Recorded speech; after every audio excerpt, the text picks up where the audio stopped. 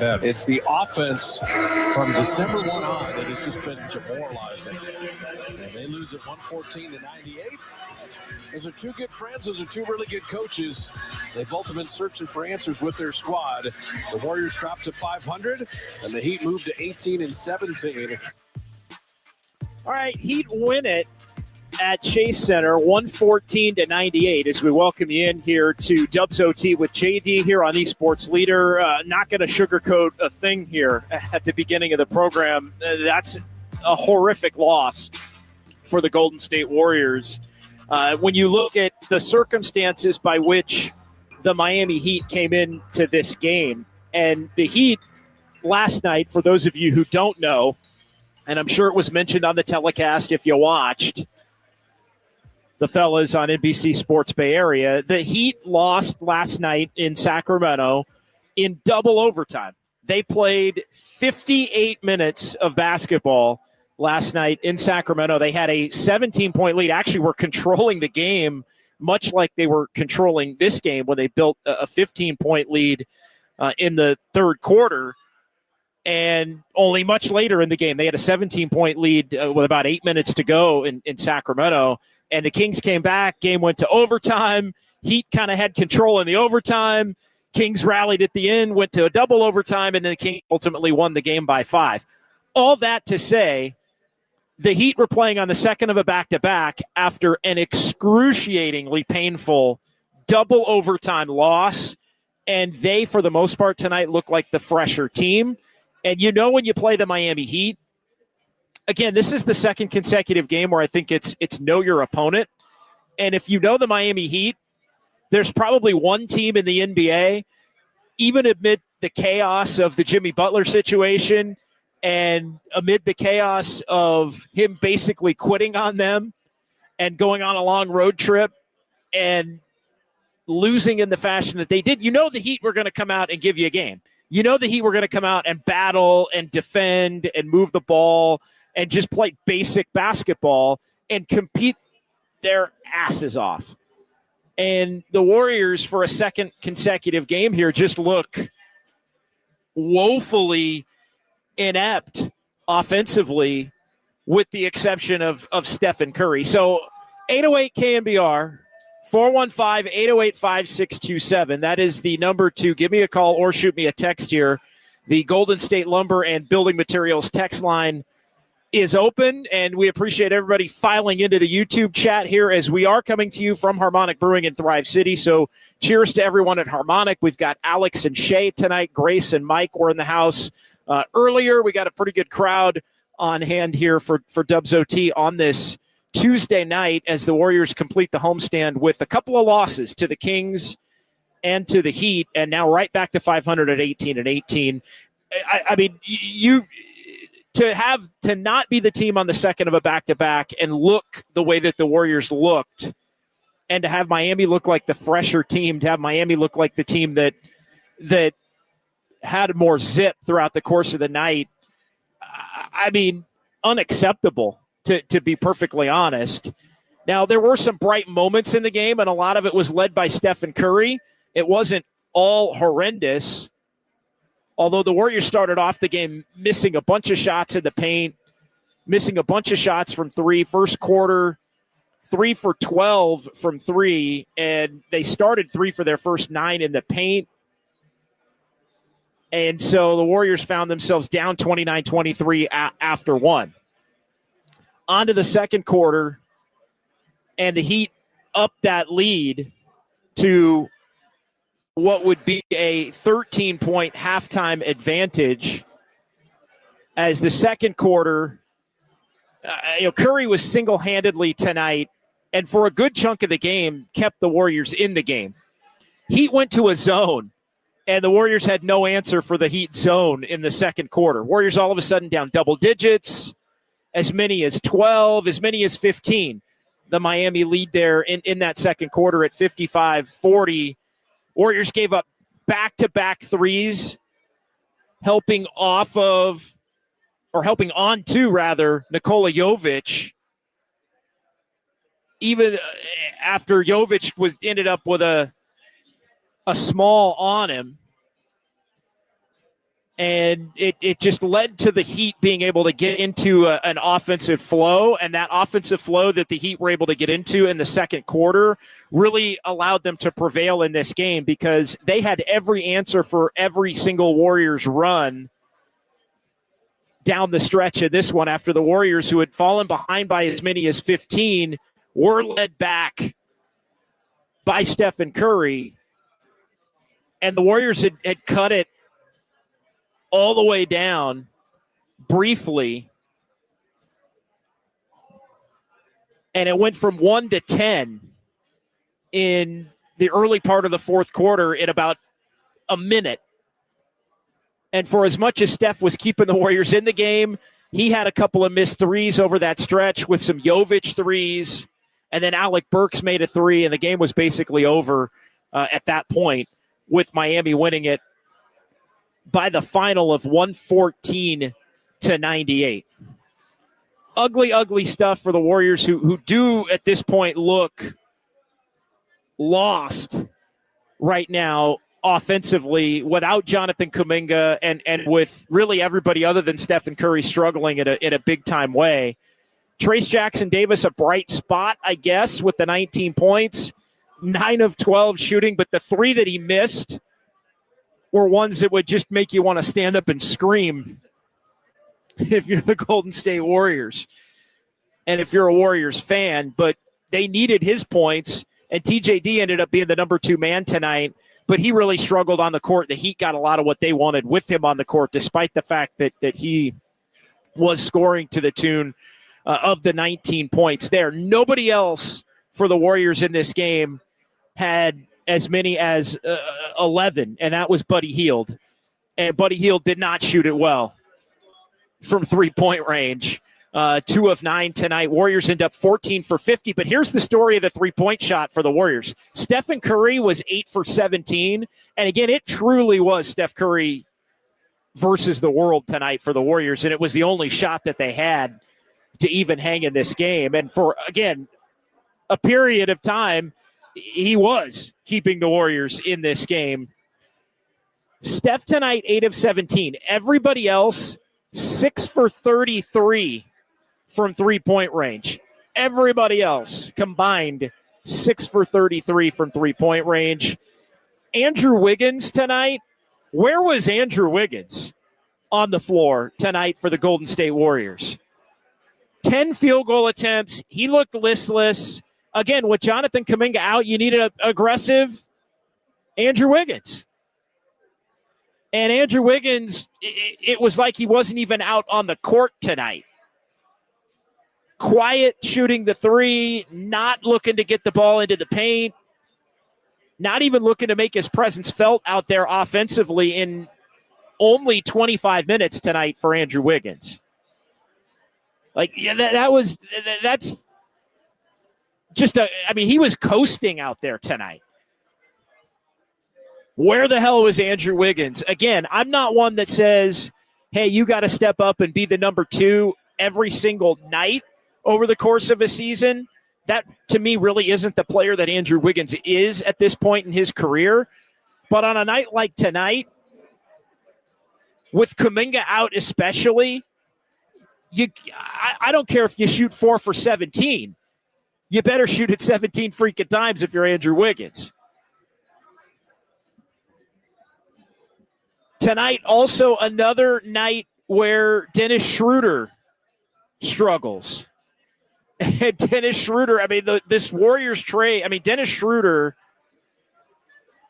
you look at the game log for him, and he comes over a couple of weeks back. Dennis Schroder, let's just run through it. From the time he joined the Warriors, bad game against Memphis, better game against Minnesota, but we're talking about a better game being 3 for 8 and 9 points with 3 assists. Warriors did win that game at Minnesota, his second game. 3 of 9 against Indiana, 3 of 10 against the Lakers, helped them hang around that game, get back in that game down the stretch. 3 of 11 against the Clippers. How many nights has Dennis Schroder shot in the 30s or worse? 1, 2, 3, 4, 5, 6, 7, 8, 9, 9 of Schroeder's 11 games, he shot in the 30s or worse. One of the games he didn't, and he helped the Warriors probably in his best game against Memphis, his best game, 17 points, 9 assists, 3 boards. He was still 6 of 15 and 3 for 9 on twos. The Dennis Schroder trade is not working. 11 games in. It is not working. And I know Steve Kerr has doubled and tripled down on, hey, it's going to take time. The Warriors are 4-7 since making the Dennis Schroder trade. And Dennis Schroder has been brutal in terms of his shooting with the Warriors. 2 for 10 tonight overall. 1 of 7 from 3. 0 for 2 from 3. The other night, he's got a 1 of 7, an 0 of 6, and a couple of 0 for 4s. Like the Schroder trade was supposed to help the Warriors stem the tide here, and it has done nothing of the sort here to this point. 808 KNBR, 415-808-5627. All right, final point here in the open. And then we'll get to the calls, and we'll get to the texts, and we'll get to the folks in the YouTube chat. Tonight is absolutely the kind of game where if I'm Stephen Curry, I'm going into Mike Dunleavy's office and I'm going into Joe Lacob's office and I'm saying, you guys have got to freaking do something. Because the Warriors right now are not in a position where it looks like they're going to be a 44-win team or a 46-win team or a 39-win team. Like right now they look like they're going to be about a 35-win team. Like right now they look like a team that is going to get to a point here in the next month where the trade deadline's going to come and you can look in the mirror and objectively say this season is not worth salvaging. Now, they aren't there yet. They're 18-18. But here's the one thing I don't want to hear tonight.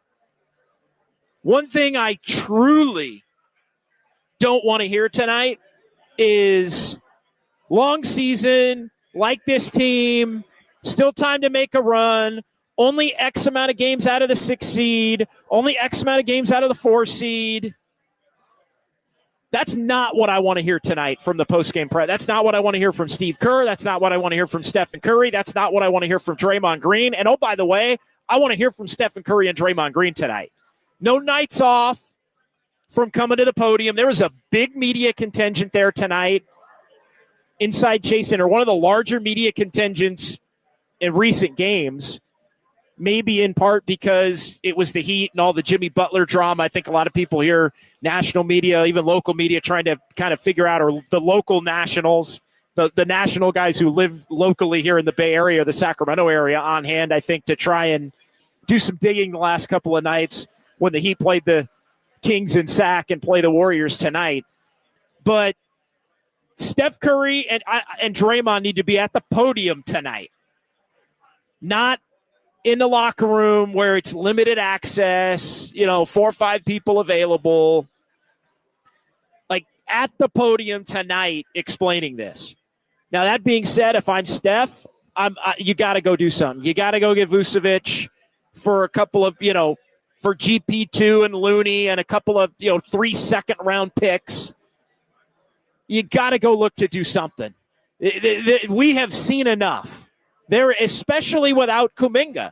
And look, I think there's a path for this Warriors team to win some games without Kuminga, but they had become so dependent on him, even without the overall success, but they have become so dependent on him that they look like they can hardly function now without him.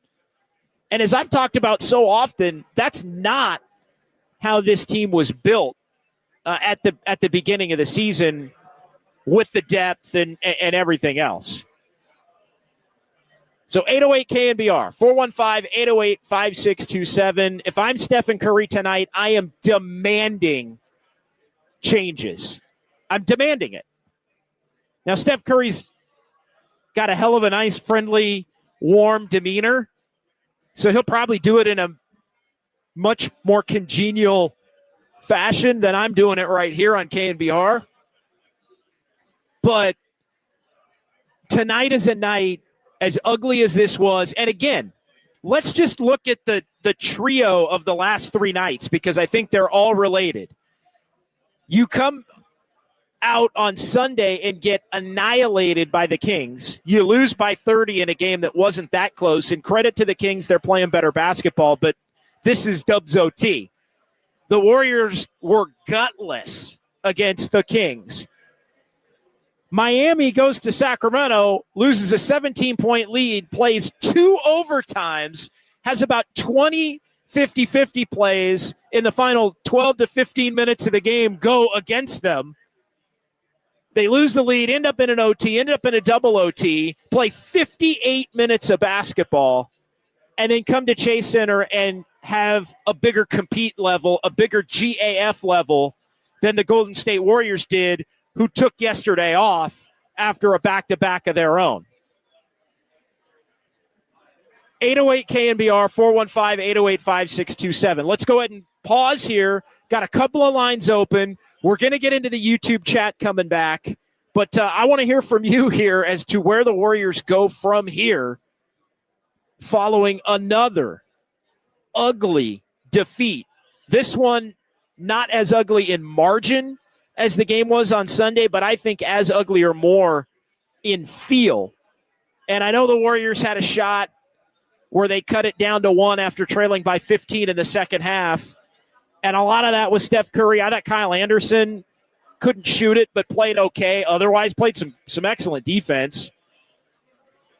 And the Warriors, found their compete when Curry found his shot tonight. But overall, it was not there other than a couple of individuals.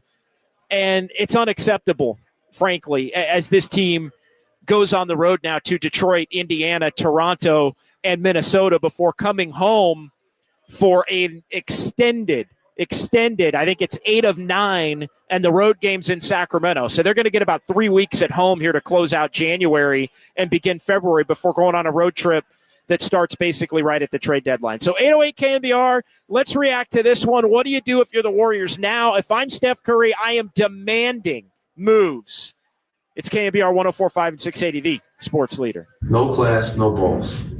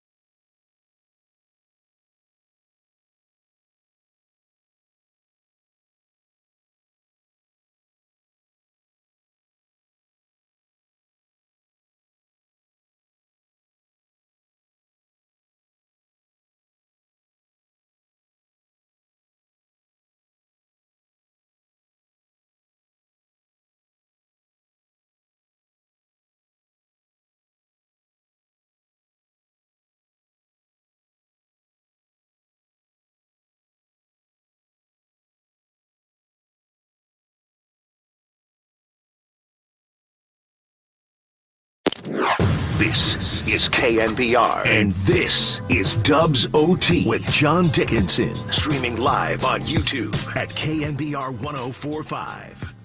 There's a 45% three-point shooter. Doesn't take a lot of them.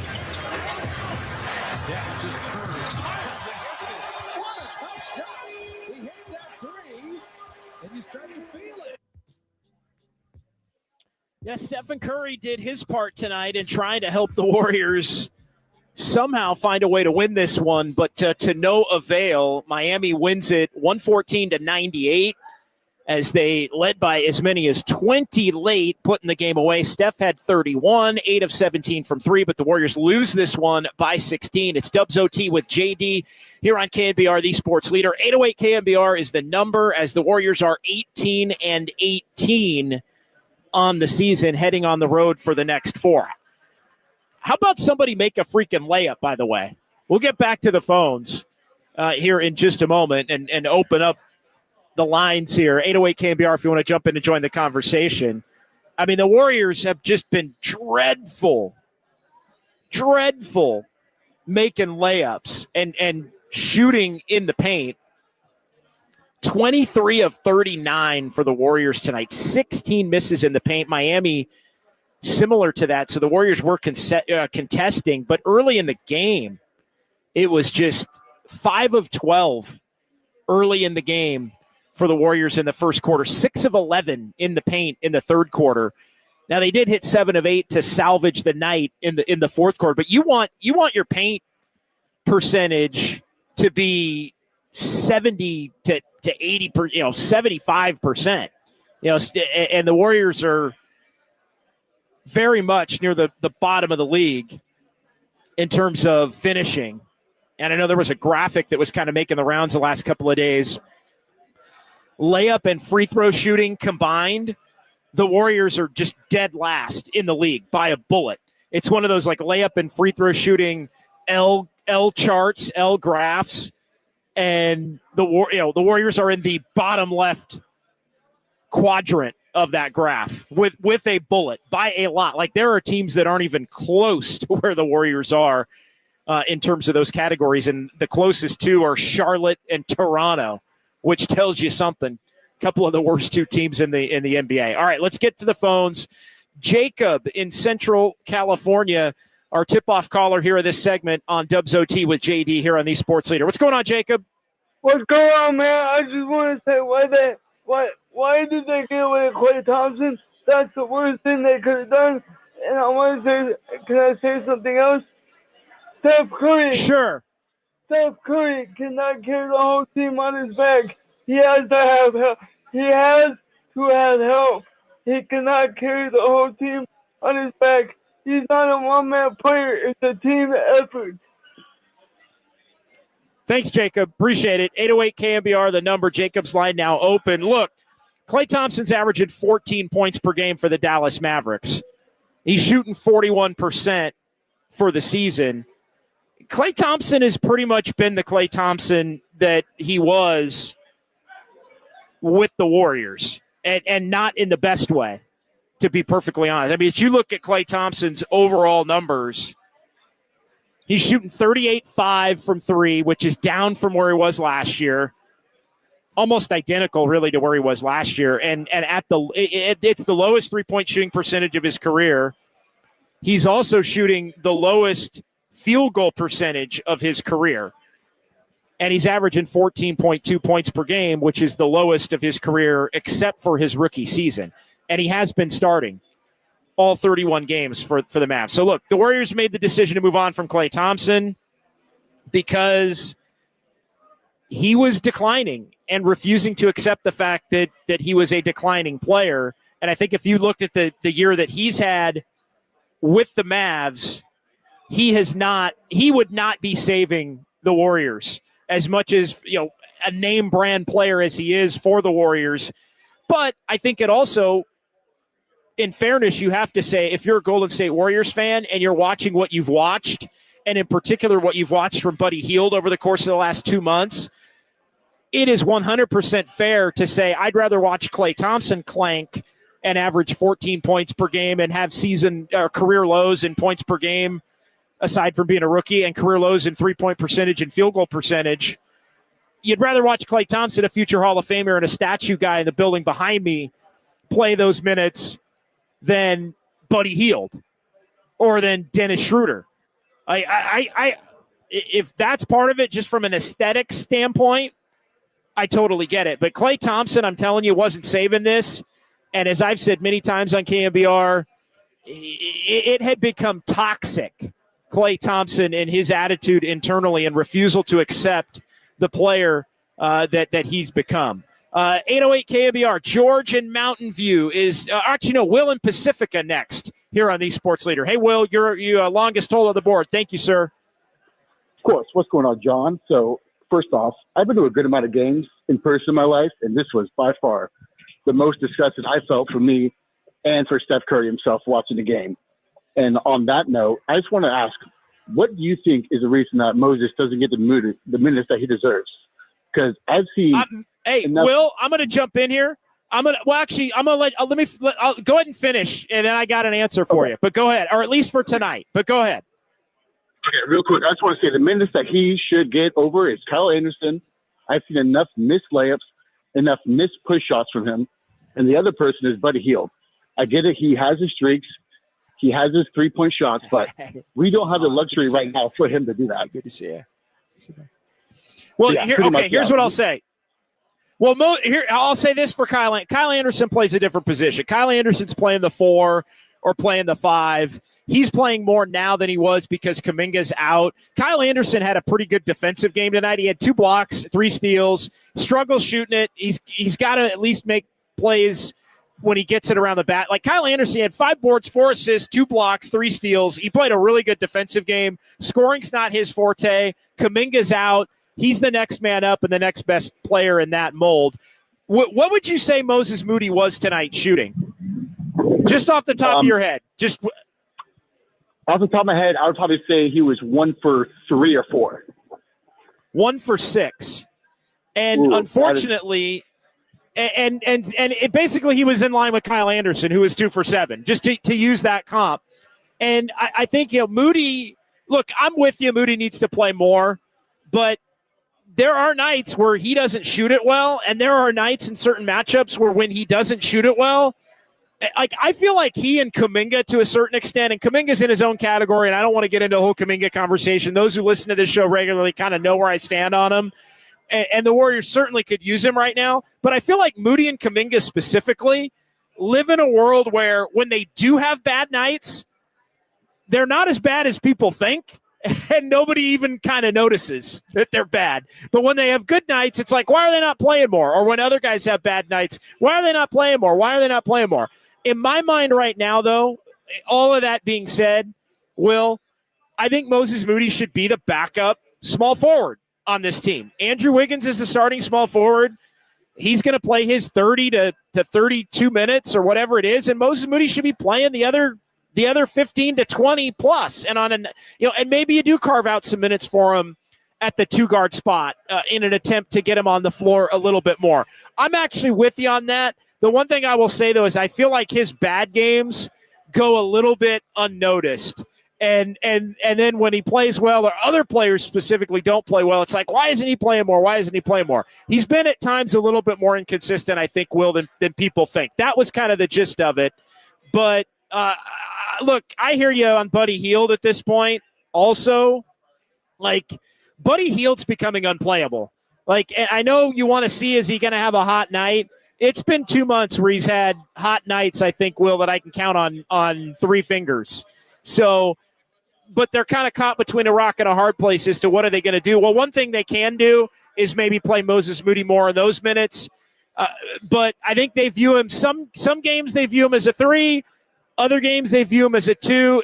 That one truly is confounding, Will. I'm not going to lie to you, but that is, I think, part of the reason is some games he doesn't play as well as maybe people think he doesn't play, if that makes sense.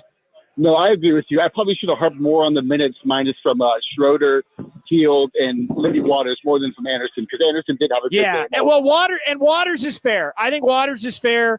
I think Schroder's basically a point guard. He's playing with Steph, obviously, at the start. But I think Waters is fair. I think Buddy Hield is fair in terms of those guys. In particular, I think Podziemski's going to come back and kind of has to play unless they wind up making a move.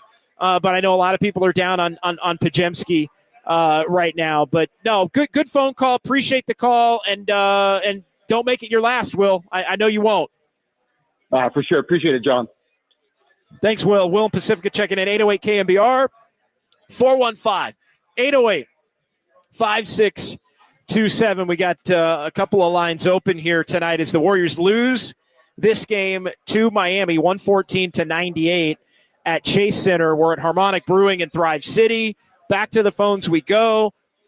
Again, a lot to get into here as the Warriors lose to the Heat on the second of a Heat back-to-back where they lost, again, probably the most excruciating defeat for a single team that I've seen in the league this year, the 2 overtime loss they had last night in Sacramento, and they come back in less than 24 hours and basically control the game against the Warriors. George in Mountain View next here on KNBR, Dubs OT on the Sports Leader. Hey, George.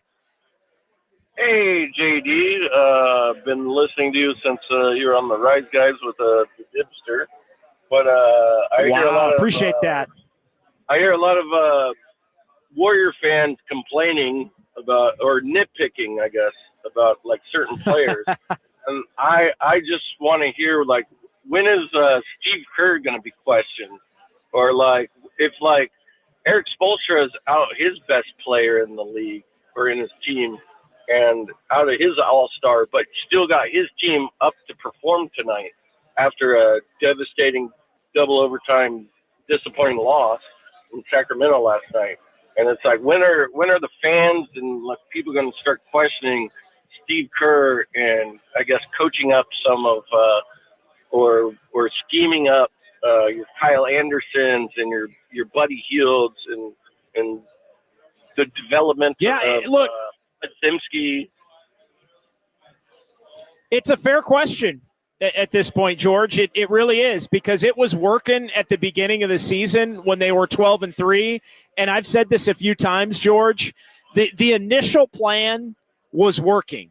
The Warriors' initial plan, they didn't hit on the big names they wanted to hit on in the offseason. They cobbled together this team. Klay Thompson wanted to move on. They put together this team of depth and different skill sets that they thought were pretty complementary to each other. And, they thought they could continue to get growth from some of the young players, from Kuminga to Moody to TJD and Brandon Podziemski. They thought they had enough connector-type players and good defenders in DeAnthony Melton before he got hurt and ultimately was traded, in Kyle Anderson, in Buddy Hield, who can really shoot it. And early on, the initial plan was working, but when Melton went down and Steph started to get banged up a little bit more, and you go through the normal things that every team's going to go through in an NBA season, the things that any organization, in my mind, and I said this in the summer, so I'm not just saying it now because the Warriors are losing, you have to prepare for what happens when things go wrong. And I feel like, Kerr, when things start to go wrong, he starts to really, instead of paring things down, he opens things up and he gets real inconsistent and he starts searching and he starts kind of, let's try a little bit of this and a little bit of that and some of this and at 2 or 3 games and maybe you go 1 and 2 and then let's try some of this. And so as you lose, the consistency and the stability that's there at the beginning of the year goes away, and then you start losing more because there's some consistency and some inconsistency and some instability there. I think he was trying to get back to a more steady, stable rotation. I think they were trying to lean on Kuminga more, who is willing to be somebody that's going to take the ball in his hands and try to score. And then he goes down. And that, to me, George, is another example of, okay, you were starting to figure out the secondary plan. It probably took you a little too long, 15 games or 10 to 15 games to figure it out.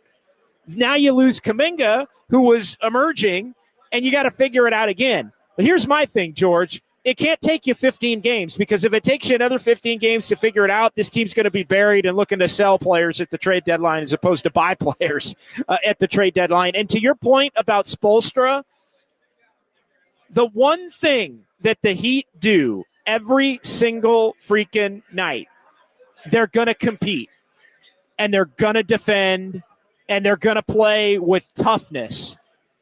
And there was zero doubt in my mind that would be their baseline tonight. And if the Warriors didn't match that from the beginning, and with a focus that they had to be detailed and really make the most of what they have a lack of offensive talent right now, George. Straight up, the Warriors do. And even with Kuminga, they do. But to not have the compete at the level that it needed to be, the grit and grind to where it needed to be tonight, the ability to say, hey, Dennis Schroder doesn't totally fit the system, but we're going to look to find ways on individual possessions to have him run a bunch of pick and roll, aside from Steph Curry, to try to get him going and get him in a rhythm. It hasn't really been there. Now, Schroder hasn't made shots, so that obviously compounds matters. Look, how about tonight, George? And I know I'm kind of ranting and raving, but you got me fired up.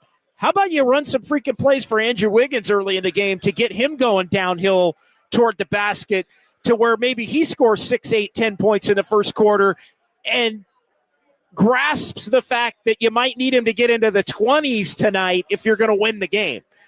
How about so I'm with you tonight. Like, everybody is culpable in this thing, George. And again, I think there is enough talent on this roster to where it shouldn't completely, with one little loss of a Melton here or a Kuminga there, and it looks like the whole thing is completely falling apart. But I'll be honest, George, it has, the last 2 games, look like this team's in major trouble and needs a major infusion of something in this time when Kuminga is out, or they're going to be headed to the lottery and not even to the play-in.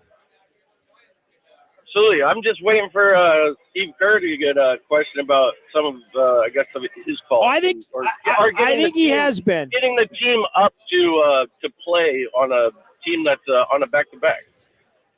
No doubt. I mean, no doubt. Thank you, George. Good phone call. 808 KNBR. As you listen here to KNBR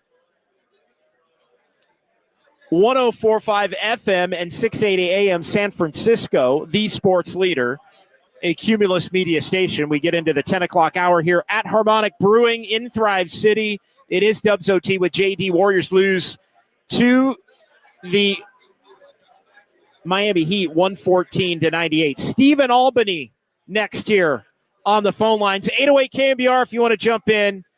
Steve, you're on the sports leader. Hi, John. How you doing tonight? I'm doing all right. Hanging in there. I'm fired up tonight.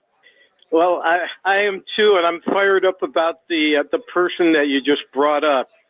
In all my years of watching sports, I don't know if I've ever come across someone who's as much of an enigma as Andrew Wiggins. The amount of talent the guy has on both sides of the ball is unbelievable. I don't know if it's the way he's used. I don't know if it's something within him. I don't know what the issue is, but especially with Kuminga out, you can't have him having one good game out of 3 or 2 out of 4. The guy's making an incredible amount of money, and tonight, 10 shots he got. What, he had 5 rebounds, 0 or 1 assist. There's times when it's almost like he's invisible out there. I mean, I think starts of games when they've gone 4, 5, 6 minutes before he's even touched the ball. I mean, I had dreams of him and Kuminga running bookends flying down the court on fast breaks, both driving downhill into the paint. Why are they sticking him outside the wing and behind the 3-point line or in the corner? Why aren't they posting up? He's got a great inside game. I don't understand it. I don't know if he's not aggressive enough. I don't know if Kerr doesn't know how to use him. I mean, he's got so many different ways to score, and we hardly get to see any of it. And so is it time to to move on from him? Is it time to let him go somewhere else? I mean, I've defended him for 3 years with a lot of people in debates, but it just doesn't seem like it's working on a consistent basis. I'd love to hear what you think.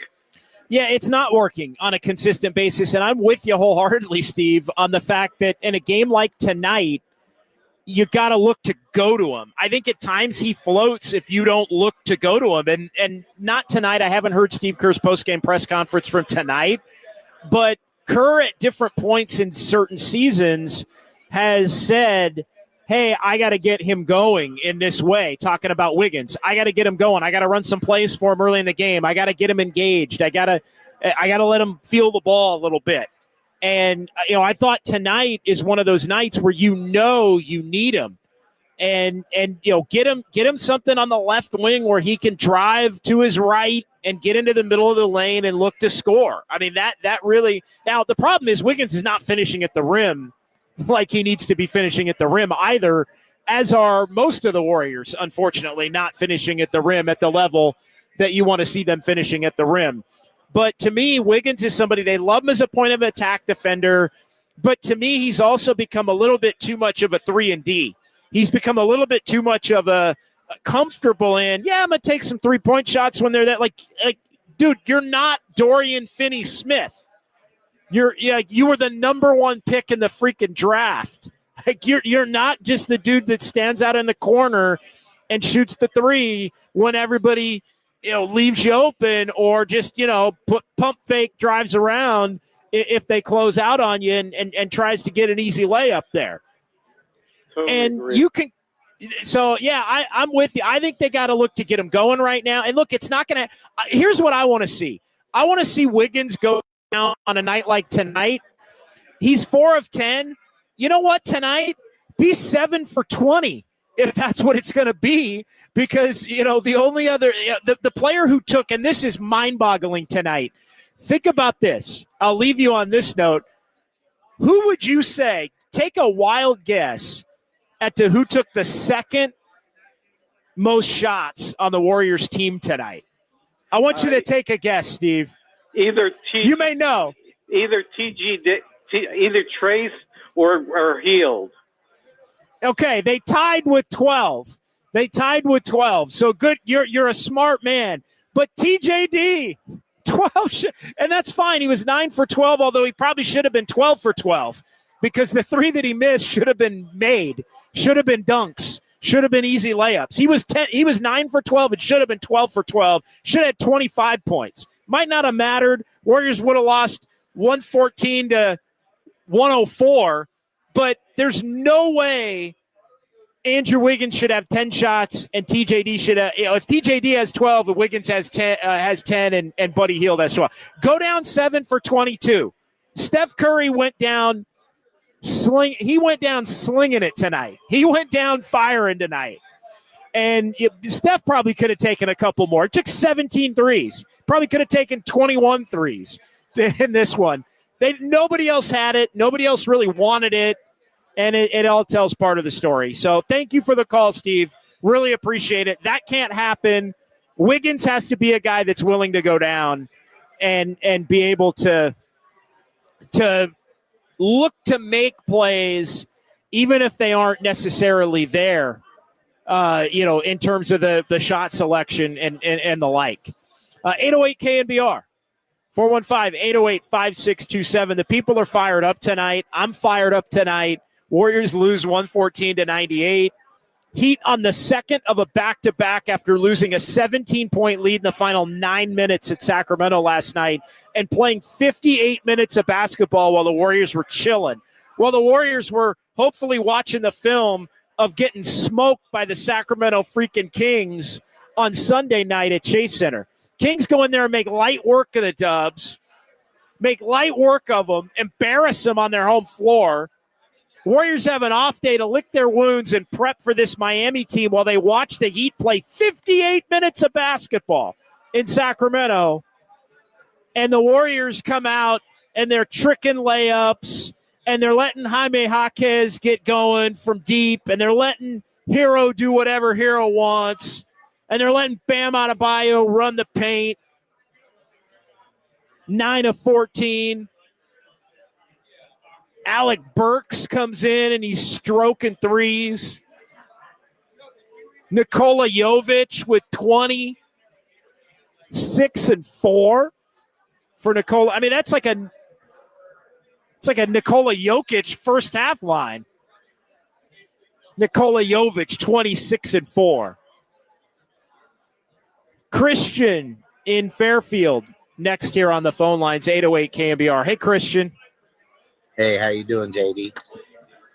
I'm doing all right tonight, my man. What's on your mind? I'm riled up tonight. I picked my spots to get riled up.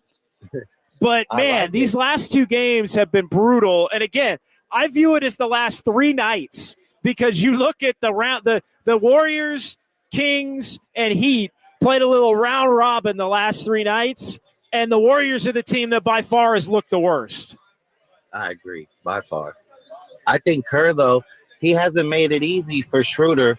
Like, Schroder is a pick-and-roll player, and they haven't took a page out of CP3's book with TJD last year. They want to play that 5-out action. They can go a 1-4 low variation before the action. So Draymond in the corner on the side with like Hield or Waters, and then Wiggins and Steph. Steph on his own side, and then the pick and roll with Schroder and TJD.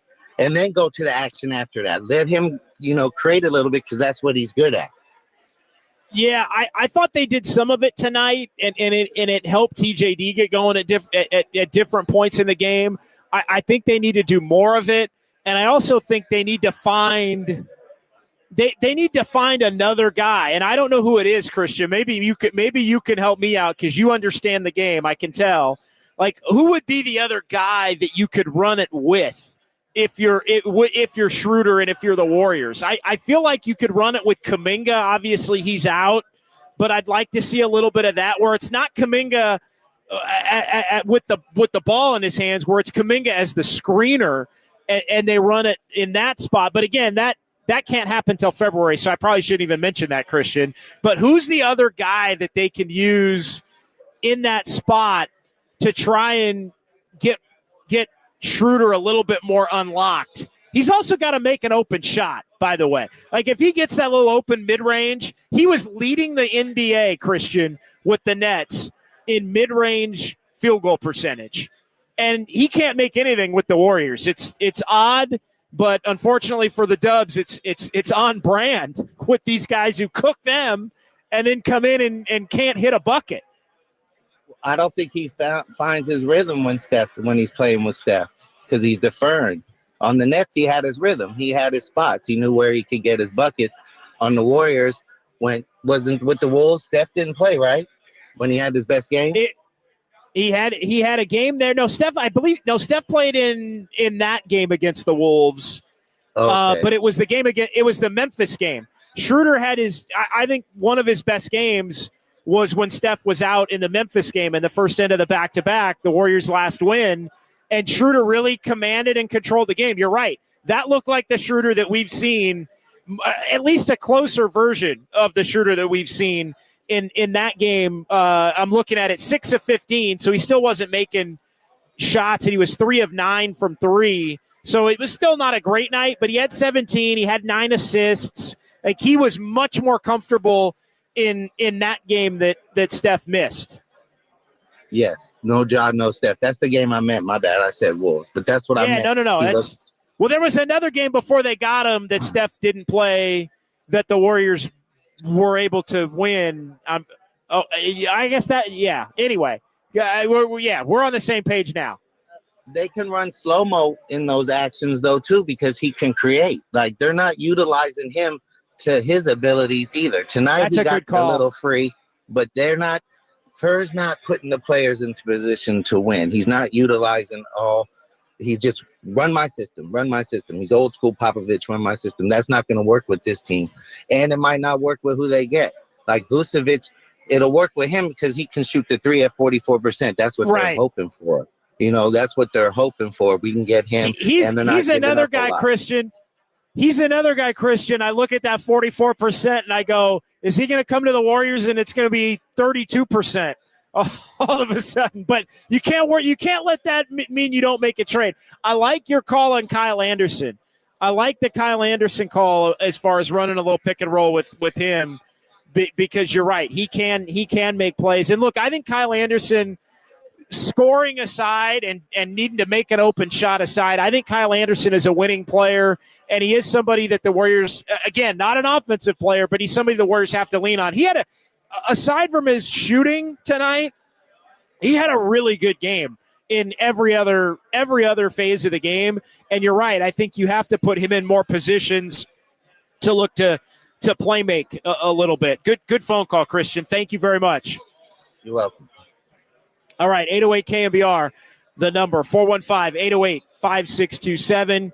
It is Dubs OT with JD here on the Sports Leader from Harmonic Brewing as the Warriors lose this one 114-98 to the Miami Heat. All right, let's get into the YouTube chat a little bit here. Actually, where are we on time? Where are we on time right now? Kyle, we keep going? We keep going. All right, we're good. All right, Kyle says keep going, so we're going to keep going. All right, let's get into the YouTube chat. I appreciate everybody. I'm going to try to go rapid fire through the YouTube chat. Alpha, this is like in the third quarter, but I bookmarked this one. With Kuminga out, it just feels like the season is slipping away. I'm not sure if there's a trade or move that really saves it. I said it on Sunday. I'm going to say it again. I would go get Vucevic for Gary Payton II and Kevon Looney and 3 second-round picks like yesterday, because they must go get somebody else who can put the ball in the basket in this time where they don't have Kuminga available to them. 100%. A couple from Robert here off the top. How the bleep were the Warriors favored by 9.5 points? I said that to somebody last night. I went to the game in Sacramento where the Heat played the Kings last night. I was checking it out, and I literally, as I'm walking out of the building last night, about to get in my car, head back to the Bay, how in the hell are the Warriors favored by that much? Must have been the double overtime component plus Steph Curry playing. Warriors were also favored against the Kings the other night, which I thought was perplexing with the Warriors on the second of a back-to-back. And again, people haven't been paying attention. I called the Mike Brown firing a joke, and I still stand on that. But Doug Christie's gone 5-1. And the Kings have been playing well. Point being, the Kings have been playing well the last week. I think they probably deserved a little more respect than they got coming in here from the odds makers, even with Stephen Curry coming back, than they did. All right, more from the YouTube chat. Rebel to Sounds. When the Warriors cut the lead to 1, and this is a key point and one I wanted to get into. When they cut the lead to 1, they went for home run shots and came up short. Heat capitalized on the Warriors' empty possessions. Yes, Warriors cut it down to 1. It was 87-86. Terry Rozier got a technical foul. Curry hit the free throw. It was 87-86 after the Warriors had been down by 15. And then right then it was a Curry deep 3 miss into a Jovic 3. And, man, Jovic was big for the Heat in this one. Then it was a Lindy Waters miss. And, again, a home run shot of 3. These are all threes. Jovic hits another 3. And 1. Curry fouled him on the 3, missed the free throw, immediately right back to 7. And then Curry goes for the home run shot. And again, I don't necessarily have a problem with Curry looking to really try and cook and looking to really try and really be aggressive, because they didn't have anybody else who could make a freaking shot other than TJD tonight in the paint. And again, for the 9 that he made, the 3 that he lost, just awful, brutal, ugly, gruesome. Jovic and 1 3, but he missed the free throw, so no and 1. Then Curry goes for another home run shot, misses. Alec Burks 3, boom. 96-86, game's over. Game's over. Steph goes out for like a minute. Heat push it back up. He comes back in. Heat run it out, 112-94 with 3:05 to go. And there were a few boos tonight. How about that? There were a few boos tonight in the building behind me with the Warriors going down 18 and 3:05 to go, and Steve Kerr tapped out. And again, the Heat lost in about as excruciating a fashion as any team I've seen this season last night against the Kings. 17-point blown lead. They controlled the game. Steph tried to keep them in it. Steph cut the lead to 1. Miami controlled the game basically from start to finish, and they wind up winning it on a night where Andrew Wiggins was invisible, and the Warriors are back to 500 here with under a month to go until the trade deadline. More for the YouTube chat. Let's Ride says, can't blame Moody when Kerr uses him in garbage time. Moody did not play only garbage time tonight, and I'm just going to say this. I like Moses Moody. I'm in line more to saying Moody should play. Moses Moody stunk tonight. Let's just say it. Moses Moody stunk tonight. Like, nobody should be saying Moses Moody should be playing more based on tonight. You want to say Moses Moody should play more based on some other nights? That's fine. But Moses Moody was as bad or worse than Lindy Waters tonight. Let's just keep it freaking real. Like, Moses Moody is not some perfect freaking player. All right? Like, I'm done talking about, like, it's similar to the Kuminga thing with me. And, like, part of the reason I get so worked up about Kuminga is the fact that I feel like Kuminga is almost Teflon to a certain portion of the Warrior fan base, where he can do no wrong, and when he plays terribly, nobody even freaking acknowledges it. But then when he plays great, it's like he's going to be the next freaking superstar in the NBA. And the games where he plays great are 3 out of 10, with a couple of solids and like 3 or 4 bad games in a 10-game span. It's like the Kuminga 10-game span historically is like 2 or 3 wow, 2 or 3 meh, and like 3 or 4 oh yikes gross. But it's almost like the 3 or 4 whoa yikes gross don't, like, nobody would other than me acknowledges it in the Bay Area media. I'll acknowledge the good games, but Moses Moody got a little of that going. Nobody acknowledges the 1-for-6s. Nobody acknowledges those games when Moses Moody doesn't get it done. And again, I'm as big a Moses Moody fan as anybody. But yeah, 3 points, 1 of 6, -7. Like, more Moses Moody tonight wasn't moving the freaking needle 1 iota. So let's just end that conversation, at least for tonight. Now, should he play 20 minutes Thursday night in Detroit, 25? Sure, fine. I'm open-minded to that. Let's not talk about Moses Moody. Max Lopez, this team is terrible. I don't want to hear one thing about we might lose in a trade. This team needs a complete overhaul. Multiple moves. Again, I've said it. And look, I don't think Kuminga's going anywhere now. But this team's got to look to do something immediately.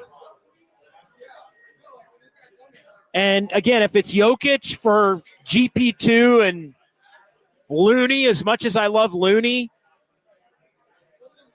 and Lindy Waters the third, and 3 second-round picks. Whoa, caught myself. 3 second-round picks, no first-round picks, no Kuminga, no Wiggins, no Moody. I wouldn't even give up Moody for Vucevic.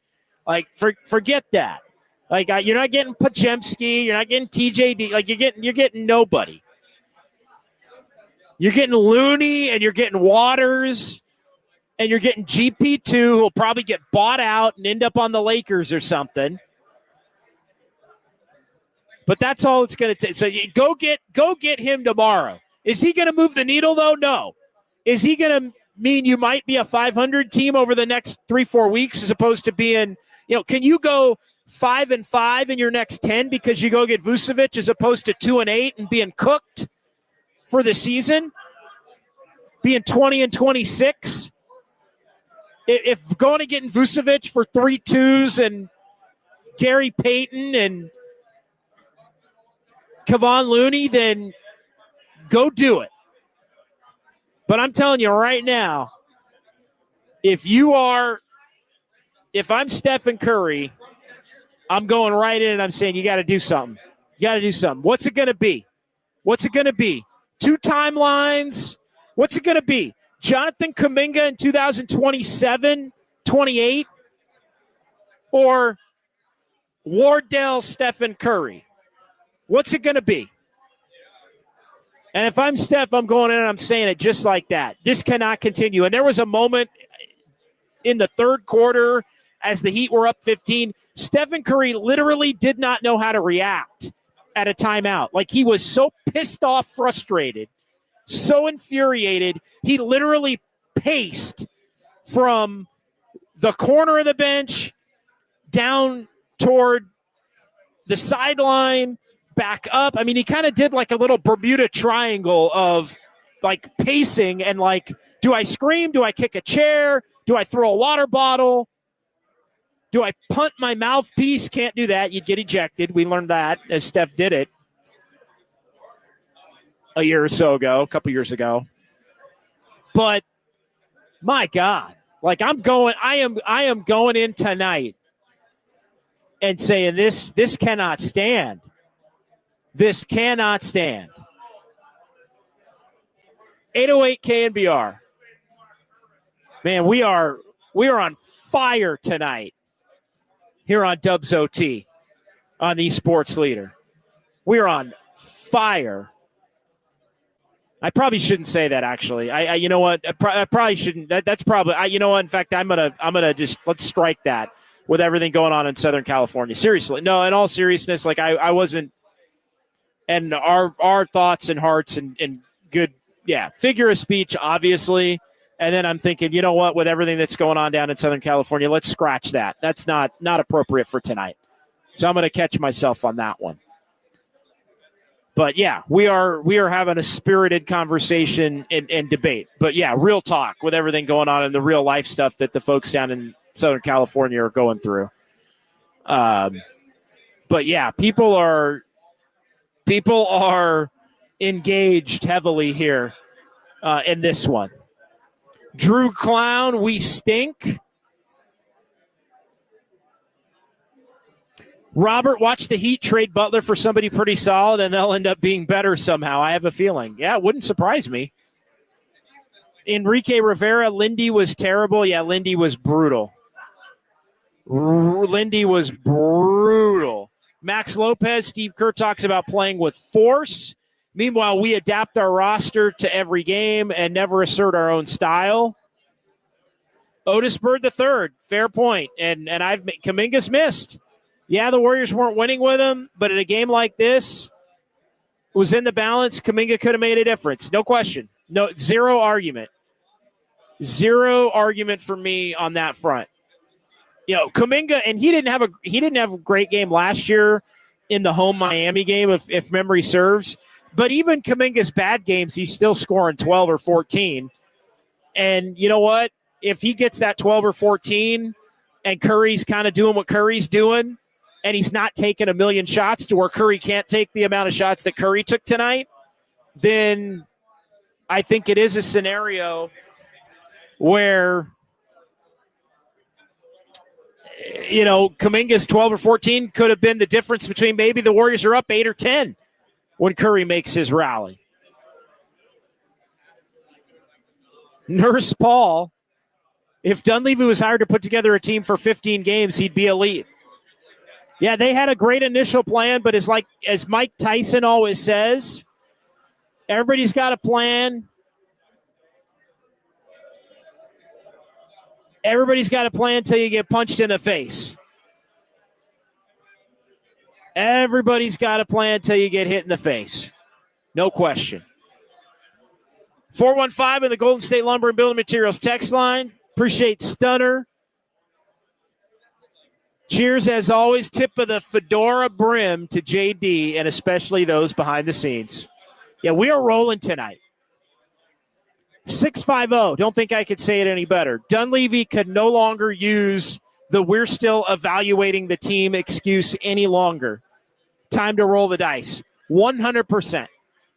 100%. I've seen enough of evaluating this team. And with Kuminga out, you can't continue to evaluate. 559. I wouldn't want to watch Klay Thompson clank shots for $25 million a year. Some Warrior fans would disagree with you. Some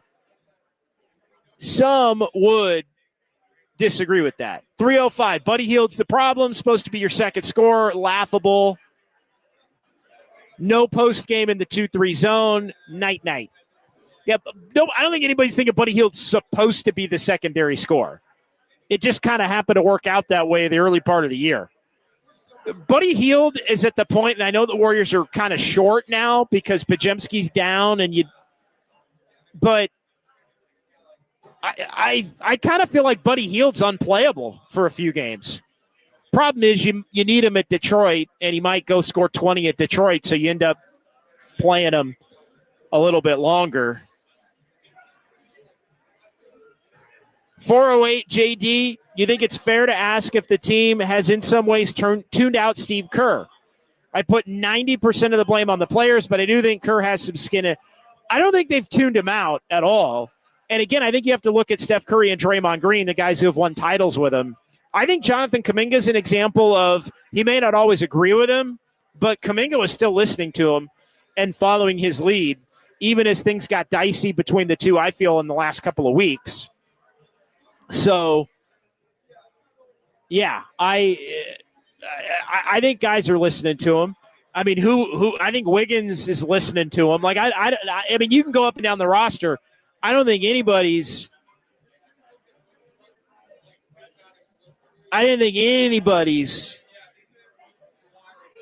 not listening to him as you kind of look at the roster. All right, let's go ahead and pause here. 808 KNBR, more from the YouTube chat coming up. 415-808-5627. We're going to do Sounds of Dubs OT, and we are going to call this thing at about 11 o'clock. But it has been a spirited edition of Dubs OT tonight. We're not going anywhere. Coming back with Sounds of Dubs OT. Sneak in a call, sneak in a text if you want. 808 KNBR. Like and subscribe on YouTube and all of that stuff. Warriors lose 114-98. It's KNBR 104.5 and 680, the sports leader. Yikes. Gross.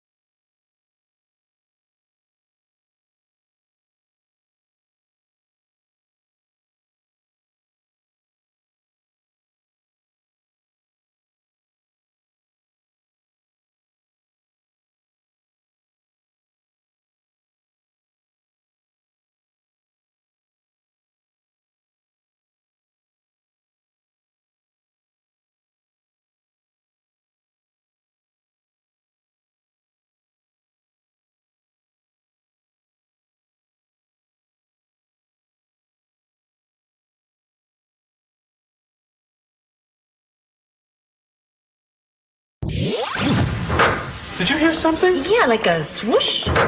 Yeah. Dubs OT presents the sounds of silver.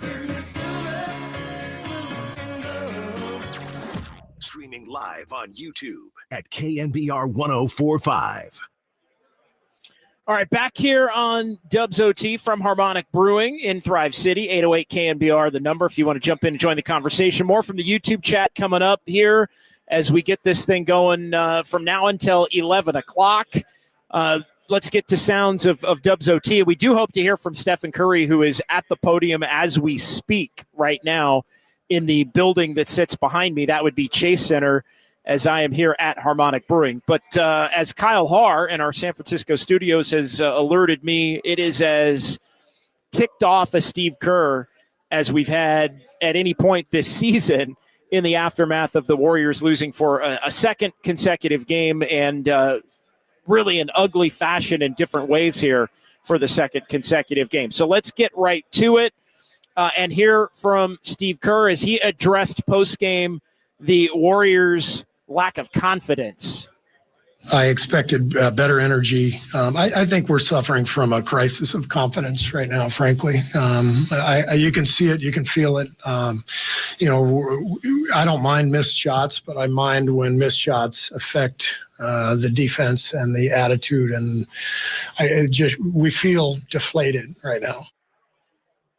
Yeah, and look, they got to figure out a way to snap out of it in a big way very quickly, because this thing has the potential right now, especially without Jonathan Kuminga, to get out of hand quickly. The Warriors are going on the road, and sometimes going on the road can unite, but that has been prevalent in both of these games to me. Both of these games, the Warriors, they'll take a quick shot, or there might even be, Buddy Hield has had a bunch in the last two games, a bunch of real momentum-changing threes that if they go in, the Warriors might have some action in really both of the games, but they miss, and then there is that exhale like, nothing's going right, and then it leads to miscues on the other end, and that's the thing that just cannot happen. That starts to happen as a team, and you are truly cooked when that starts to happen. All right, let's continue. Another one from Steve Kerr as he got asked about Trayce Jackson-Davis. And look, TJD had himself a real nice game, 9 of 12. And, he wound up being the second leading scorer in this game for the Warriors. 7 boards, 2 steals, a block, the 19 points. But Steve Kerr wasn't having it as a question about TJD's good game came about. I can't sit here after that and be excited about anything. He scored 19 points. Great. He's having a good season. But who the hell cares if we're not competitive? If we don't have a competitive spirit and a fight and a willingness to compete through everything, then I'm not going to sit here and talk about it. Hey, so-and-so had some points. Great. Who cares? It's about us competing and being the Warriors, being the team we've been for 10 years and not feeling sorry for ourselves. That's what I'm thinking about. Yeah, and that's wow. That's as telling, I think, as any clip maybe we've played on Dubs OT this year. It's definitely in the top 5, I would say. The individual stuff doesn't matter. It's like, oh, yeah, cute. TJD had a good game. Who cares? You got beat by 16 by a team that played 58 minutes of basketball 90 miles down the road and is playing the second of a back-to-back while you sat around yesterday. This team's got some stuff to figure out right now, or it's going to be trouble city for the Warriors. And so, but Kerr's got to look in the mirror. There is no, he's got to look in the mirror. He's got to make the adjustments. He's got to get the team ready to have a little bit more of that consistent fighting spirit that a team like Miami, and look, Miami has games where Miami just lost by 36 points to Utah, which is another thing that doesn't exactly make the way the Warriors performed tonight look great. But Miami's had gutless nights of their own. But they rally, they come back, they compete. While their best player has quit on them and been just a dog with fleas this whole season. in Jimmy Butler. So yeah. Oh, yes. Thank you, Shay. Shay asking me if I'd like to have another beer. And I think the answer tonight is yes. But when you look at Kerr, I mean, that energy has to start coming out on the court. And it's got to start on the court 4 p.m. Pacific time, 7 Eastern, when they play in Detroit Thursday night. All right. Another from Steve Kerr here, and we'll hear a couple from Steph and Curry, one from TJD as well. Dubs OT here on KNBR, the sports leader. The question that you knew was coming, because it comes every single night as things turn more and more bleak for the Warriors. And I think this is as bleak, you look at these last 2 games, as things have felt at any point this season. And he gets asked about the current state of the team, and I mentioned Steph doing the little triangle of, what do I do? Do I throw something? Do I scream? Do I kick a chair? Like, he looked so angry he didn't know what to do other than pace. And it was noticeable. It just like, again, if he could have run into Mike Dunleavy's office right then, I think he would have, and just started throwing stuff. So Steve Kerr was asked about Steph and the current state of the team and how much it's just weighing on the face of the franchise. I can see it. I can see it with Steph. And, he's continued to be brilliant night after night. But, at his core, he's a winner. He's a champion. He wants to compete at the highest level. We just saw it a few months ago in Paris, the best of the best. And, he takes over the fourth quarter when everything's on the line. That's who he is. That's what he lives for. And so he is really struggling with the emotion of, not being competitive right now. He probably hasn't had to deal with this since his, his first couple of years in the league. So he's definitely struggling with it. Wow. Now that's alarming because, and I'm going to bring in Kyle R here. That's alarming, Kyle, because the Warriors right now feel like a different version of the same compared to what they were last year and even what they were 2 years ago. Although I think we have to be careful to even compare them to 2 years ago, because that team won a round and went 6 games in the Western Conference semifinals. This team right now ain't sniffing that. The team last year that made the play-in as the 10 and got smoked against the Kings, this team right now looks like they ain't sniffing that unless they can come up with some wins. But you look at the 21 year that ended with the Warriors losing to the Grizzlies in the play-in tournament at a half-empty Chase because fans weren't allowed back in full in buildings yet due to COVID. I mean, Kyle, for Steve to say this is almost as bad as it's been since like 2012 or 2010, I mean, that's a level that I don't think we've really reached yet. We've sort of been living in this world, right, Kyle, where, yeah, you know what, this year feels like last year, which feels like 2 years ago. But, I mean, that is yikes. I mean, I was ranting to Jacob earlier. I was like, one, that first half felt like it was Steph and everyone else. Steph versus everyone else, because he was 6 for 10 from 3 in the first half. Everyone else was 2 for 19. And then I got to think, I was like, well, even if we trade for a second star, I just feel like this season, like what good is that going to do? I feel like it's still hopeless. Well, if you can do it this season, I do think it salvages the night to night. Like it gives you a chance to maybe get in and make a little noise. Here's the thing. If you do it now, you're still setting it up for like you can set it up for next year. Like maybe it doesn't work out to the level that you want for the rest of this year, but you're getting a head start on next year as opposed to just kicking the can down the road, which is something I don't think the Warriors should be looking to do at all. Like, don't say, oh, we're mid now, so we're not going to do anything. No, you're mid now, so you have to freaking do something. Like, I mean, this is, and again, fine, if it's Vucevic, it's probably not going to be Cam Johnson because they don't want to give up the draft capital. They don't want to give up Jonathan Kuminga. Like, I understand it. It's probably, as much as I would still do it, I understand that one.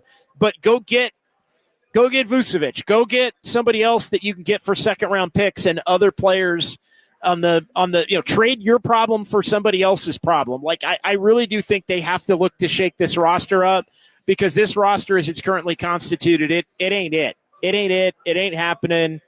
And I think Steve Kerr knows it. And again, that I thought was as telling a quote in comparison to where things have been here as it relates to Steph Curry as anything we've heard. All right, one quick one from TJD. Excuse me. And then we'll hear from Steph, and then we'll get into wrapping up the show in the YouTube chat and some fun with numbers. But TJD, wow, how about this one? TJD, man, he is wise beyond his years, but how about this clip from Trace Jackson Davis about what the Warriors have to do here to figure things out?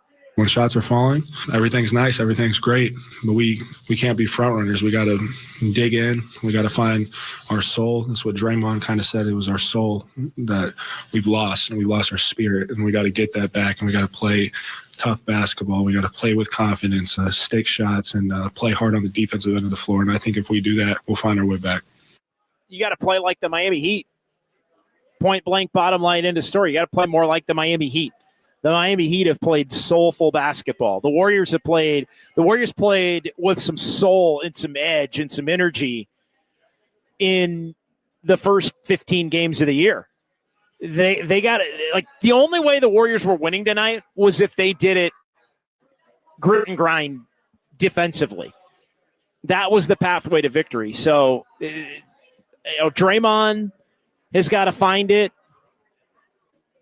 I think Steph's got to lead, but they like, when in doubt, especially as you look at where the talent is on this team, I think you have to go more muck the game up and play ugly and be unafraid to play ugly and try to get the job done in that manner.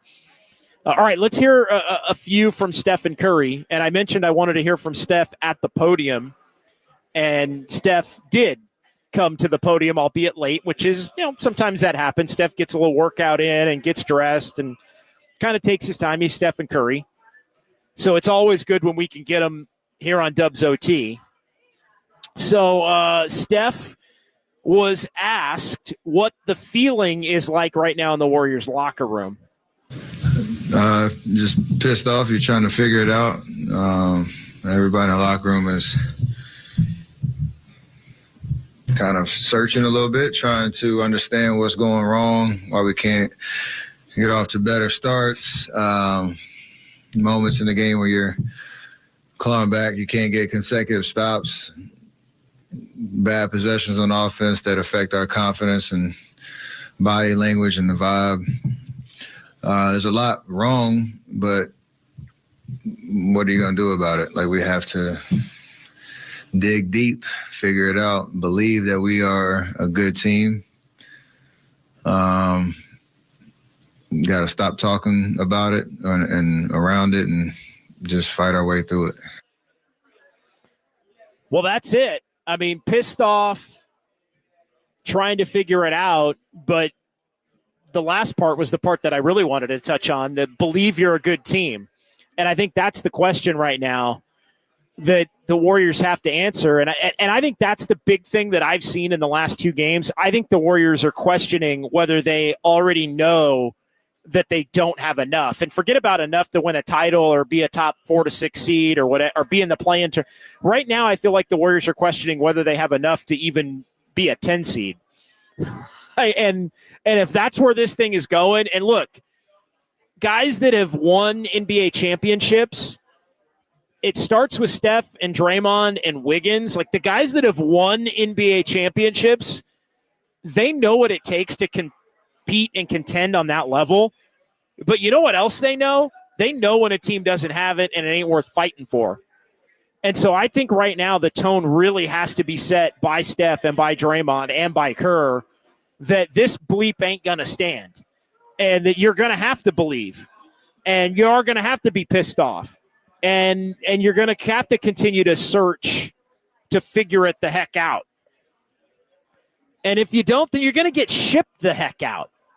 That's the other. Like, the Warriors do not have a bunch of players on this roster among their rotational guys to where you just keep this team.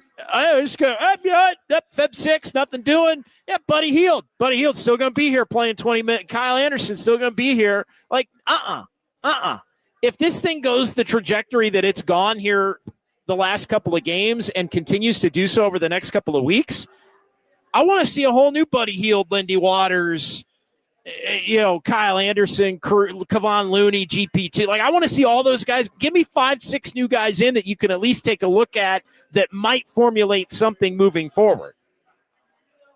So like that excuse ain't flying for me. The whole, season's not worth it, just going to stand pat, wait till the offseason. That ain't flying. You look at this Warriors roster, we'll hear more from Curry coming up, but it ain't flying. It not here. When you look at, give me a new Buddy Hield, give me a new Waters, give me a new Moody, give me a new Looney. Like that is not, hell, flip Schroder at that point. If you're truly out of it, like I've been reluctant to say flip Schroder, but if you're really out of it and he doesn't fit the way that he has not fit in 8 of the 11 games. Kyle, how many games did you say Dennis Schroder, just to the eye test? Let's forget about the stats. He's played 11 games. 3, none of them he's been great in. One of them I think he's been good in. I think there's been 2 where he's been okay, but you look at his shooting numbers and it's not good. Doesn't quite. I feel like 3 of the 11 games he's been passable or better. Is that a fair way of putting it? I mean, how would you characterize Dennis Schroder so far? Yeah, I think he's had 1 or 2 solid games, solid starting games. I like his. You're kinder than I am. That's okay. I like his pesky defense. I like his assist numbers, but yeah, the shooting has been woeful. The shooting has been woeful, and guess what? I'm gonna break some news here for you, Kyle. You got to make shots if you want to win games. I know you're a smart guy and you're a hoop head like I am, but it's like mind blowing. I know. Overnight Dave's like, oh my God. Overnight Dave's been like watching hoop for longer than any of us, and it's like you got to make shots to win games. Like, go figure. You got to score points, and so like he's got to freaking shoot. He's got to score. All right, more from Steph Curry here on Dubs OT as I just go back and forth between all these different screens here. Tabs, really. I've got one screen, but it's one screen doing everything, but I've got different tabs here. All right, Steph discussing the low point, but I want you to hear how he categorizes the low point, because he used words that I haven't even used tonight, and I feel like I've been pretty hard on this team. Here's what number 30 had to say. Yeah, I mean, back-to-back no-shows pretty much. And the hard part is, like, these are winnable games against teams that, for whatever reason, are around the same standings, but around the same place in the standings, and come in and have games against us. Even Miami, they played a double overtime game last night and came in here and whooped us. So for all the reasons, yeah, it's just not a great feeling. You have nothing to show for it, nothing really to kind of latch onto as like, oh, we're doing this great. If we can only, it seems like both sides of the ball are struggling. They're probably connected. Just if you make shots, usually your confidence goes up, your belief in that you can win the game goes up. It helps you play defense. But once you lose that spirit, it's glaring how bad we can be at times. So you got to be able to kind of fight through that. No-shows.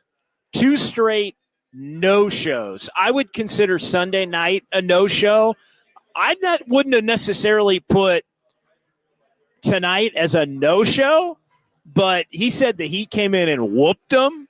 Like that, wow. I mean, it was basically a no-show for everybody not named Steph Curry or TJD on the Warriors roster. So I guess if we're kind of taking inventory of everybody, as to who showed up and who didn't. I guess you could make the case. You know what? Kyle Anderson showed up tonight. I will say that.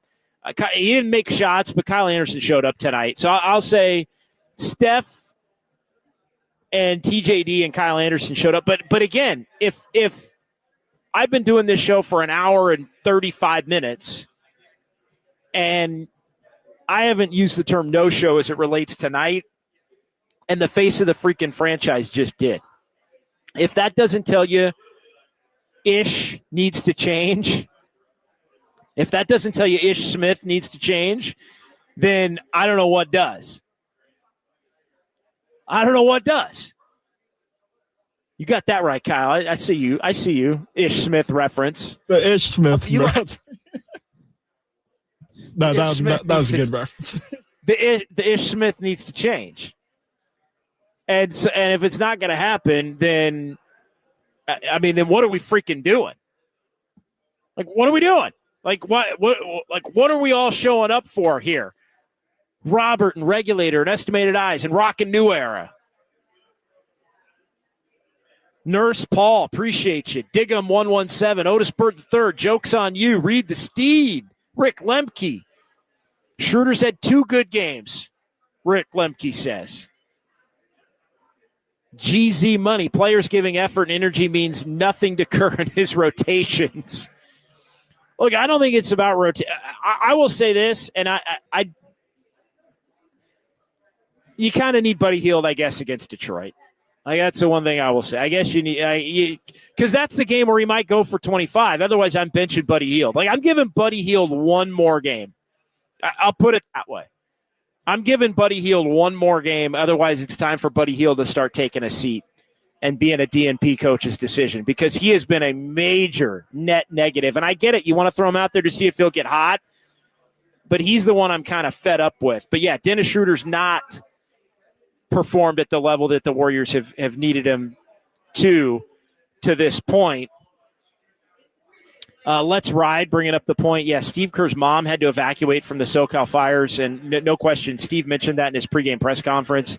And again, I'll reiterate, our hearts go out to everybody right now, and just praying for everybody to be safe down in Southern California with the fires. Wasn't exactly thinking about that earlier. Obviously, we made some references to, our show at this point, but definitely not what we want to be doing. And it kind of popped into my head. I'm like, yeah, that's not the verbiage to use tonight, not the analogy to use tonight, with the way that everything is going on down in Southern California. So, yeah, our thoughts go out to Steve Kerr's mom as well, and everybody, again, down in Southern California.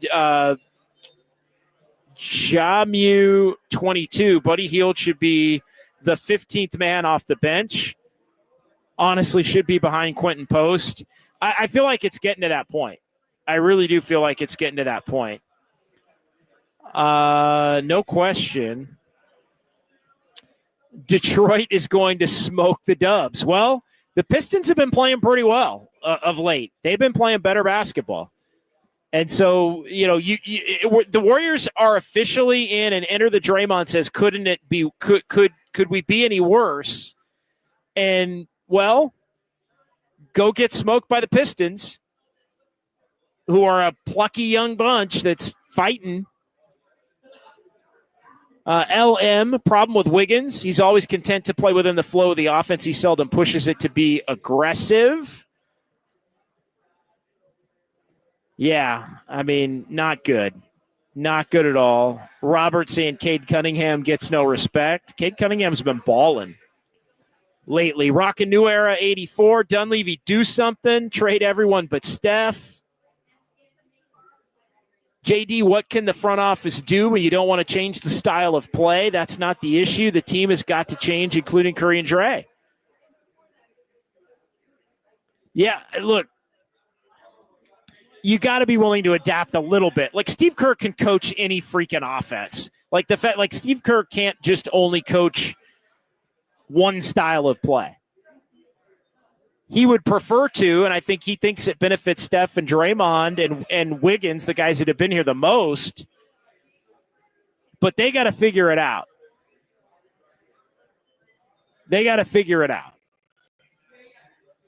All right, more Steph Curry, Kyle. Or do we need to take – let's take a quick timeout. Do you want to take a quick – what do we want to do, Kyle? Let's take a quick timeout. It's KNBR 104.5 FM and 680 AM San Francisco, Cumulus Media Station. We're going to take a quick timeout. We're going to come back. We're going to hear more from Steph Curry, and then we're going to tie off a few in the YouTube chat, and we're going to call it a night here from Harmonic and Thrive City as they're closing up shop. Warriors lose 114-98 here on the Sports Leader. Who the hell cares if we're not competitive? If we don't have a competitive spirit and a fight?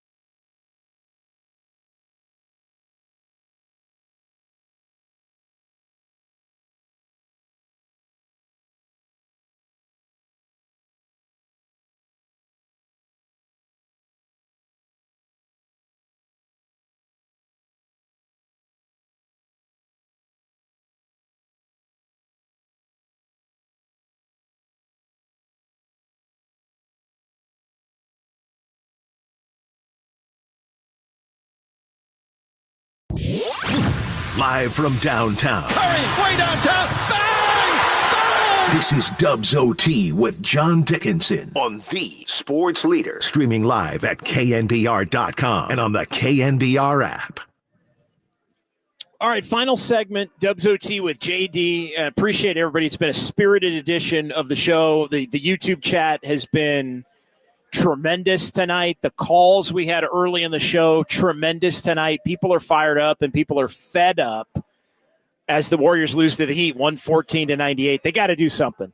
This team cannot stand pat and continue down the path that they're on right now at 18-18. They're 18-18 here coming up. 36 games into this thing, approaching the midpoint. Let's hear a couple of more from Steph Curry. Then we'll do fun with numbers. We'll close it out in the YouTube chat as well. Here's Steph discussing what the team needs to do moving forward.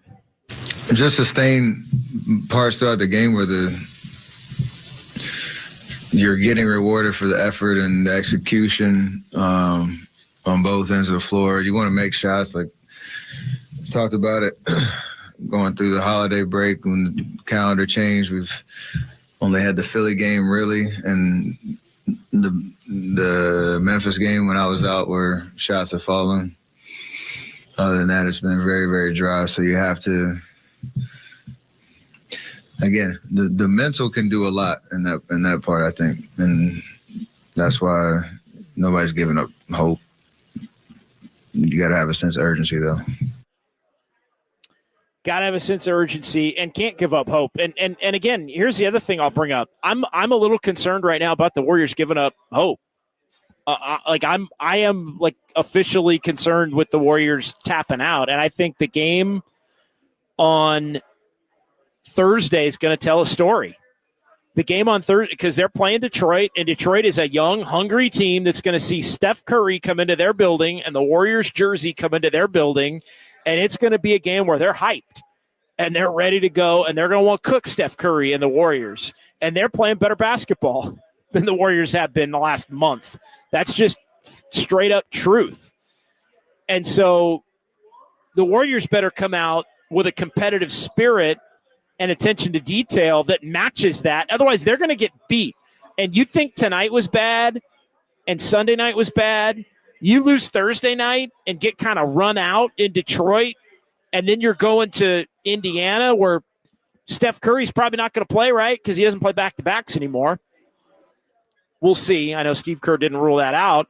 Indiana that already beat you with Steph Curry, you might have to face him without Steph Curry in Indianapolis on Friday before going to Toronto. This thing has the potential to get ugly fast if the Warriors don't stop the bleeding. So point blank, I think that's where this thing sits right now. All right, one more from Steph to end things here. Let's play Stephen Curry on the mindset of figuring it out without, as he says, pointing fingers. At the end of the day, we are a team, and we are all tied together. We're all accountable for the results of each night, how our season ends up. It's not just a me and Draymond thing. It's not just a me thing. It's a we thing. So what we all need to do is just play with confidence, play with assertiveness, play with the belief that you step on the floor, you can beat anybody, whether it happens or not. Again, that has to be the mindset. Again, until things change, it is a collective unit that's responsible to win games, and that has to be the way we battle our way through it. It can't just be pointing fingers. It can't just be, what are you gonna do to help me? It has to be, we have to figure it out. And that's the only way it's gonna happen. Yeah, it has to be a collective, but it has to start with Steph and Draymond and Steve Kerr. It without a doubt has to start with those three. Those are the leaders. Those are the champions. Those are the four-time champions among this group, the only four-time champions remaining among this group. And so they have to set the tone, and everybody else has to follow suit. But it has to start with competitive spirit and then intelligent play. That's the way that this thing has to shake out if the Warriors are going to pull themselves out of this funk. There's no other way around it. No other way around it. And so we'll see how things shake out coming up on Thursday night when the Warriors are back in action in Detroit and take on the Pistons. It's Detroit, Indiana, Toronto, and Minnesota before the Warriors come home. And after that, it's a long home stretch for the Dubs. They're going to be home from the 18th of January all the way until February 3rd, except for one road game. And the one road game's in Sacramento on the 22nd. So the Warriors are not leaving Northern California here for about 2.5 weeks once they get back off of this road trip that they will embark on beginning tomorrow. All right, let's get some fun with numbers. This is Dubs OT with JD. Time now for fun. I'm a fun guy. With numbers. No, I'm just having fun. On KNBR 104.5 and 680. Streaming live on KNBR.com and the KNBR app. All right, short and sweet tonight. Not a lot of fun. And I don't want to make light of anything, but I think, you look at the stat of the night, I think, for the Warriors in this one. Steph Curry, 8 of 17 from 3. Everybody else, 6 for 33. Steph, 8 of 17. Everybody else, 6 for 33. That's the number of the night here. Warriors 2 in a row in the loss column. The 6-game homestand, the Warriors do not nearly enough with 3-3. They had a chance at 3-1 before these last two, but they drop them both 3-3, back to 18-18, 36 games into the year. Miami 1-0 season series lead. They'll play again in March in Miami, where the Heat will go for the 2-game sweep in the season series. Second straight game, the Warriors did not score 100 points. 10 times the Warriors have not scored 100 points. Kyle Haar, I'm going to ask you. You want to take a wild guess at the Warriors' record when they don't score 100 points? 10 games. I'm going to go 2-8 because I think they've won at least one. 1-9. The Warriors are 1-9 when they fail to score 100 points. It was the game against the Rockets that Steph and Draymond missed on December, that would have been the 5th, I believe. And, yeah, they have lost every other game. They've been held under 100, including the last two. Warriors scored 99 against the Kings. They scored 98 against the Heat. In this one tonight, Warriors 1-15 when trailing after 3 quarters. Think about that one. Warriors need the lead after 3. Otherwise, they don't win. True of a lot of teams. Steph Curry, 31 points. 7th 30-point game of the season. 2nd 30-point effort in 2 of the last 3 games Curry has played in. 8 3-pointers. It's the 4th time this year Curry's hit 8 3-pointers, which is leading the league, of course. When he's had, it's the 2nd time in the last 3 games he's played in, he's had at least that many threes. So of the 8 threes, 6 in the first half, which tied the season high for Steph in any half. Draymond, I don't think Draymond played well tonight. 10 boards, 10 assists, 3rd double-double of the season. First of the board assist variety. Draymond not scoring enough to factor into the equation there. And did anybody say or hear anything, Kyle? I'll ask you. I was asking Greg Silver about this. Draymond did not start the second half tonight. It was odd. Kyle Anderson started the second half for Draymond, but he played the first 45 seconds. And then there was a sub, and Draymond came in, and it was basically the normal rotation from there. Did anybody, to your knowledge, reference that? Did you see it on social media anywhere? I didn't catch that at all. Yeah, no, and I didn't see it on social media either. So I just wanted to throw it out there, and I noticed that he didn't, and then I started to type up a tweet, and then some other stuff came out. Draymond did not start the 3rd quarter. Kyle Anderson did, and then, Kyle Anderson did, and then Draymond subbed in at the first dead ball. So I don't know if maybe Draymond had a little, gastrointestinal issue that he was working on, and then, all right, I'm good to go. I'll go to the table. It's not like you've heard. By the way, Kyle, you've heard the. I'm going to say I don't want to say this for those that have already heard it, and Overnight Dave may know it as a true OG. But do you know the Latrell Sprewell story? Do you know the? No. Were you around when I told the Latrell Sprewell story? No, I don't think. All right, so. I'm going to tell a quick version of the Latrell Sprewell story. And I was not covering the Warriors in like the mid to late 90s. I'm not that old, although I am about to have a birthday here in about 45 minutes. Believe it or not.